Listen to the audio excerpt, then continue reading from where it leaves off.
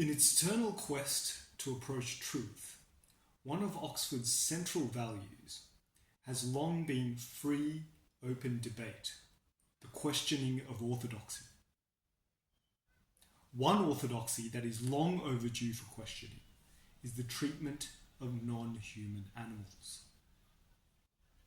In the past, certain human lives were considered of less moral worth than others. Slaves, defeated populations, women, etc. Then the circle of compassion expanded. Now our laws are premised on a moral dividing line that separates all humans from all other beings. But when new information becomes available, an honest debater reviews their position. For a century, we've known from Darwin's theory of evolution that Homo sapiens differ from other species in degree and in time, not in kind. Now, science has proven that which was already intuitive, that the qualities that logically make an entity worthy of moral concern, most importantly the capacity to suffer, are present in the majority of animals we factory farm and experiment on. All this is familiar to many Oxford staff and alumni who want to see a more just treatment of animals. And we expect nothing less from our university, the intellectual birthplace of the modern animal rights movement in the West, with the legendary Oxford group of the 1960s. As Chancellor, I will give effect to this sentiment. I'll advocate internally for just treatment of animals by Oxford, and advocate externally for just treatment of animals by all. I have long advocated for animals. My candidacy has been publicised by Animal Law UK. My upcoming book looks at animal rights in international law. I publicly endorsed the plant-based treaty. Factory farming is one of the greatest wrongs of the modern era. I will call for a substantial increase in plant-based alternatives on college menus. I'll call for more resources for the study of animal ethics, politics, and law. I'll stimulate Oxford's various platforms to raise the moral question of animal rights. After factory farming, animal experimentation constitutes possibly the greatest suffering inflicted by humans on innocent non-humans. It relies upon a similar premise that not only is every human life worth more than every animal life, but it is so to such an extent that the smallest chance of the incremental increase in safety to some humans is worth inflicting a lifetime of pain onto animals. Lifetimes of incarceration, of isolation, punctuated only by repeated bouts of terror. We know there is scientific concern about the translatability of animal models. Scientists are increasingly seeing the benefit of non-animal experiments. But even if one were to believe the opposite, morally, wouldn't it strike you that if these beings are similar enough to be useful as models,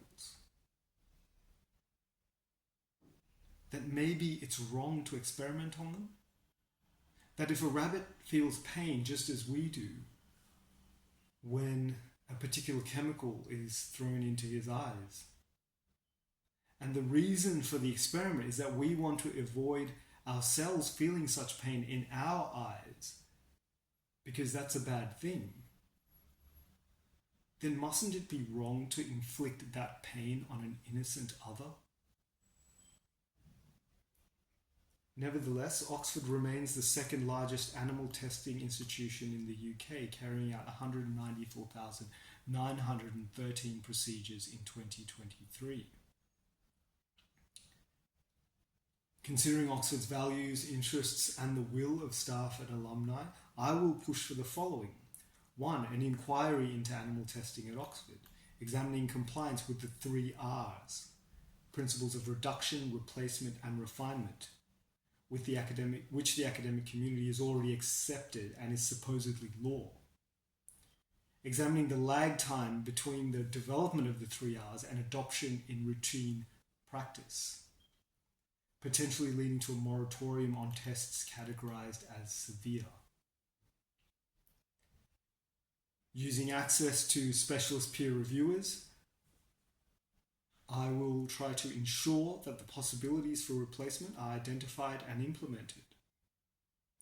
Funding to grant holders to explore the use of alternatives, funding to facilitate dissemination of new methods, ensuring that the use of animals can be challenged early in the planning process. More targeted questions for research applicants on replacement and reduction, and guidance on expectations. Oxford is the university most associated with inquiry into the big questions in a way which considers the answers to the other big questions. The revolution occurring in moral consideration of animals amongst the public, and the growing scientific acknowledgment of sentience of other beings must be brought to bear on animal testing and food. We've known for over a century that we evolved from other animals, that they are us, only separated by time. Domesticated animals, by definition, trust us. From the cow whose only response when her baby is taken away is to run after as far as she can, never to butt the one that is taking him away, to the beagle still wagging his tail despite the torture. But somewhere along our civilizational path, we let go of their hand. We betrayed them. Oxford can and should position itself once more at the forefront of innovation and morality. And it can do so by addressing one of the greatest injustices of our time.